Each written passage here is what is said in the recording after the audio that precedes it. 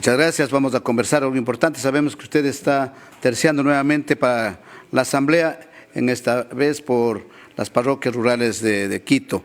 Cuéntenos cuál es su propuesta concretamente sobre seguridad, si llega algún proyectos de ley, seguridad, salud, educación y también para fomentar fuentes de trabajo. Vamos con la primera.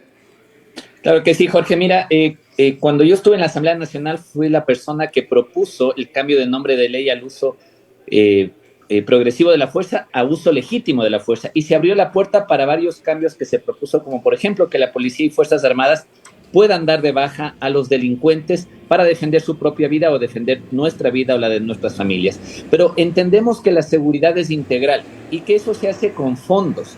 Y hoy nos hemos dado cuenta en los recorridos por las diferentes parroquias que todos los ciudadanos se nos quejan porque dicen que nadie fiscaliza a las juntas parroquiales.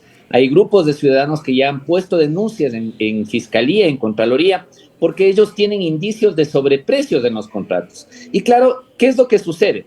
Muchas veces los vocales de las juntas parroquiales, que son parte de estos chanchullos, no hacen absolutamente nada, no dicen nada, no levantan la voz, y lo propio pasa en los diferentes municipios de los diferentes cantones del Ecuador. Como por ejemplo en Quito, que hay carreteras que rompen a los 2 meses de haber pavimentado. Eso es donde nosotros tenemos que ponerle el ojo y donde vamos a poner el dedo en la llaga. Hemos propuesto un proyecto de ley que lo estamos trabajando, casi lo tenemos listo, donde vamos a plantear reformas al COTAD y a la Ley Orgánica de la Función Legislativa para que la Asamblea Nacional hoy pueda fiscalizar a las prefecturas, alcaldías y juntas parroquiales. Ojo, todavía será potestad única de los GATS el tema de plantear presupuestos, por ejemplo, pero desde la Asamblea Nacional nosotros vamos a poder fiscalizar en qué se utilizan esos presupuestos, para que el dinero no se vaya al bolsillo de los pillos o de los vivos, cuando nos dicen normalmente a veces las alcaldías que no tienen plata, pero en épocas festivas contratan artistas carísimos, artistas internacionales carísimos, porque ya sabemos todos, y esto no es nada que tengamos que ocultar, que mucho de ese porcentaje se va al bolsillo de quienes consiguen esos contratos. Entonces, lo que nosotros vamos a hacer es poner el dedo en la llaga, porque con esos fondos que están malgastándose o yéndose por otros lados, vamos a exigirles a los GATS que también se involucren en seguridad, porque ellos siempre se lavan la mano. Pero en Quito, por ejemplo, nos cobran una tasa de seguridad y al final dicen que eso no es competencia de ellos, que eso solamente le compete al gobierno. Y eso es lo que nosotros no vamos a permitir. Vamos a fiscalizarles para que esos fondos sirvan para tener parques limpios, para darles seguridad a los niños fuera de las escuelas, para que comencemos a entender que los niños deben ser niños y deben tener la tranquilidad de poder salir a jugar en un parque. Con esos fondos se debe mantener limpia una ciudad, se debe dar la seguridad al entorno de los niños y, por supuesto, evitar que se vaya, insisto, a la mano de los pillos. A propósito de ello, estimado candidato a la Asamblea, Jorge Pinto, ¿usted está de acuerdo de que se sancione a los adolescentes o menores de edad con penas igual que los adultos? Porque de lo que se ha podido observar últimamente, la mayoría que captan, digamos, a los menores para sicariatos, terrorismo y delincuencia organizada, ¿qué propone usted o está de acuerdo? ¿Cuál es la propuesta que va a plantear usted en la Asamblea?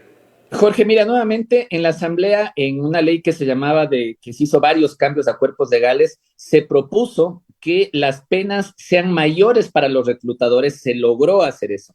Pero ¿qué es lo que sucede? No podemos juzgarles a todos los adolescentes o ponerles en el mismo saco, pero existen adolescentes de 16 años que ya tienen 5 o 6 vidas en sus manos y que han causado dolor a familias enteras, porque hoy son sicarios. Por eso nosotros tenemos que prevenir que nuestros muchachos caigan en manos de estos grupos GDOs, porque primero los vuelven adictos a las drogas y luego los vuelven sicarios y los utilizan para dar de baja o matar a las personas, asesinar a las personas, a sus enemigos, porque son inimputables. Eso tiene que cambiar.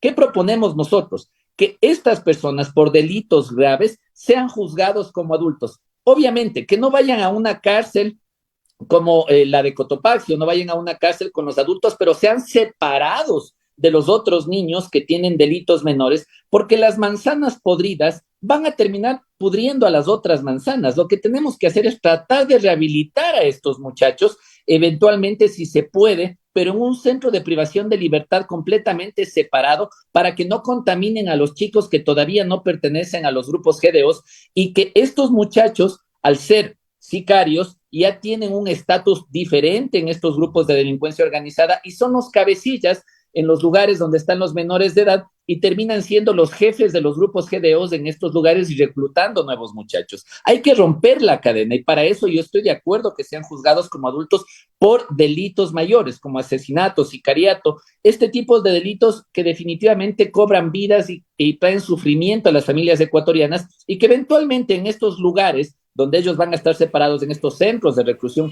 se trate de rehabilitarlos, pero que Bien. cumplan, cuando cumplan la mayoría de edad, por supuesto, vayan y terminen su pena en un lugar de privación de libertad para adultos. Perfecto. Justamente con seguridad también tiene que ver mucho con la educación. Sobre el asunto de educación, ¿qué tiene usted o qué proyectos va a plantear en la Asamblea para justamente mejorar esto y algo más que necesita la ciudadanía?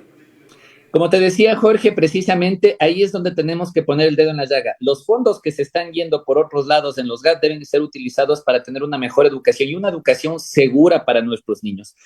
Con respecto a lo que acaba de pasar en la Corte Constitucional, que debemos levantar todos la voz, vamos desde la Asamblea, no solamente a levantar la voz, sino comenzar reformas que eviten eventualmente que a nuestros niños se los adoctrine desde muy pequeños en las escuelas con teorías de género que ellos ni siquiera entienden. Hoy tenemos como padres, como ecuatorianos, que estar muy pendientes de nuestros niños, porque estas teorías de género, ¿qué es lo que hacen? Confundir a nuestros niños de 5 o 6 años para que después pedófilos abusen de ellos. Yo propuse un proyecto de ley que me lo devolvieron en la asamblea anterior porque yo proponía que tengamos un registro de pedófilos y violadores en nuestro país, para evitar que esos pedófilos eventualmente terminen siendo maestros de escuela o terminen trabajando cercanamente a nuestros niños para que después los terminan violando y nosotros tenemos que evitar que eso suceda. Por eso precisamente planteé que existe este registro, para saber quiénes son y evitar que sigan haciendo daño. Me lo rechazaron. Vamos a insistir en ese registro y vamos a insistir en una ley que es para evitar la promoción sexual de nuestros niños, niñas y adolescentes, para evitar precisamente la que Corte Constitucional ya aprobó y de dice que en las escuelas y colegios, en las escuelas especialmente hay que, ¿cómo puedo decir? Como si fuera una materia normal para poder adoctrinar a los chicos sobre este tema realmente Así delicado. es. Dicen que es obligatorio hoy que las escuelas Ahí porque nacionales o ahorita particulares van a comenzar en las escuelas ya a prácticamente adoctrinarles, a hacer como materia para que los chicos desde pequeños, yo que sé, cambien de género, en fin, sobre este tema delicado. es absurdo, es completamente absurdo, Jorge. Imagínate cómo podemos dar esa responsabilidad a un niño que no tiene la madurez para decidir en su vida, para que tome una decisión si es que es o no es un niño trans. Es completamente absurdo. Y ahí es donde nosotros tenemos que levantar la voz. No podemos permitir que esto suceda. El daño está hecho. La Corte Constitucional ya dio una sentencia. Nosotros tenemos que oponernos a esa sentencia y trabajar cuerpos legales desde la Asamblea Nacional y desde la sociedad civil para evitar que esto suceda. No podemos permitir que a nuestros niños se los utilice como carne de cañón para que pedófilos se abusen de ellos, se aprovechen de su inocencia y terminen eventualmente con escenarios catastróficos para nuestros niños. No podemos permitir que eso pase. Habrá padres, como los padres Así de este es. niño español, que podrían estar de acuerdo, pero son ellos los degenerados que terminan incentivándoles a un niño de 5 años para que puedan cambiar de sexo, ¿no? En honor al tiempo, ayúdeme en el asunto de salud. ¿Usted está de acuerdo con todo lo que realmente hoy funciona, especialmente los hospitales públicos y el seguro social? ¿Alguna reforma para que cambie esto y haya atención, especialmente en el seguro social, que por ejemplo los dueños del seguro social, que son los afiliados, no tienen la atención necesaria porque hay verdaderas mafias, como conocen ustedes, inclusive se ha negociado con medicinas, con todo lo que sea, y no hay la atención que necesitan realmente los afiliados, verdaderos afiliados, que son los dueños del seguro? Sobre este tema, ¿qué nos puede señalar? Totalmente de acuerdo. A ver, en los hospitales públicos, en el IE, se debe tener más médicos que personal administrativo. Ese es un planteamiento del plan de gobierno de Henry Cucalón, de Construye, y por supuesto de nosotros como candidatos a la Asamblea, para evitar que lo que exista ahí sea un derroche de dinero. Basta ya de tener más personas en temas administrativos que muchas veces ni siquiera están en su puesto de trabajo cuando los afiliados lo que necesitan son médicos para que los atiendan. Y tenemos que evitar que el cualquier gobierno que venga, le siga metiendo la mano al bolsillo de los afiliados del IES. Ese dinero es de los afiliados. Eso se tiene que respetar y se tiene que utilizar para la atención adecuada, una atención que tenga por lo menos lo básico dentro del sistema médico en el IES. Muchas veces ni siquiera podemos conseguir un turno quienes somos afiliados y los turnos son tan lejanos de 3 a 4 meses. ¿Cuál es la reforma que va a plantear usted sobre esto? Porque tomemos en cuenta que ahí están verdaderas mafias de enquistados que supuestamente están defendiendo derechos adquiridos, como son los sindicalistas, en fin, mediante contratos colectivos que tienen privilegios, y eso no se puede romper. Y se llevan la mayor parte de dinero y no hay la atención, prácticamente hay la ineficiencia. ¿Qué va a hacer sobre esto? Lo que ellos han hecho siempre ha sido bloquear las investigaciones. Esto no necesita ni siquiera de un cambio en cuerpo legal. Lo que se tiene que hacer es hacer una investigación a dónde se están yendo los recursos y, como usted dice, romper estos sindicatos que lo que hacen es llevarse la mayor cantidad de recursos. Miren lo que pasó con esta señora Argudo, que terminó comprando, vendiendo y revendiendo las propiedades al IES y al final haciéndose millonaria ella y su familia. Esto se tiene que romper con una investigación que ya la revisaron desde la Asamblea otros asambleístas. Hoy se tiene que hacer una investigación completa en el IES para evitar que esto siga sucediendo, insisto, y para que existan más médicos, no más personal administrativo que se terminan llevando los recursos de los afiliados. Y sobre el asunto que también necesita, la gente necesita trabajo. ¿Alguna reforma al Código de Trabajo para que se fomente más inversión privada? Yo qué sé, ¿cuál es su propuesta, estimado?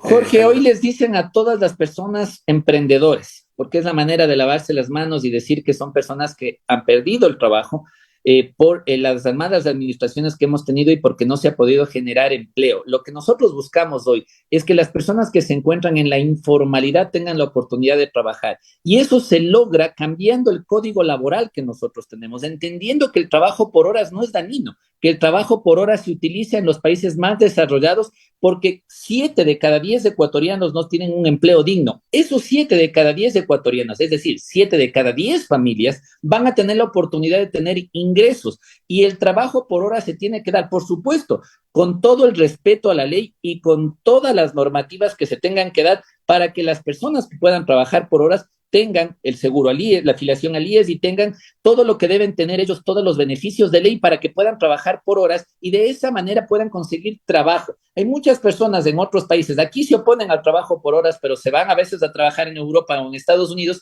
y trabajan en 2 o 3 trabajos, lo hacen por horas, ganan un sueldo y así pueden mantener a sus familias. Bien, encantado. Hemos conversado con Jorge Pinto, él es del movimiento Construye, está como candidato a la Asamblea por las parroquias rurales de Quito. Gracias, estimado Muchas Jorge. gracias, Jorge. Y por favor, no se olviden que este 2025, todo 25.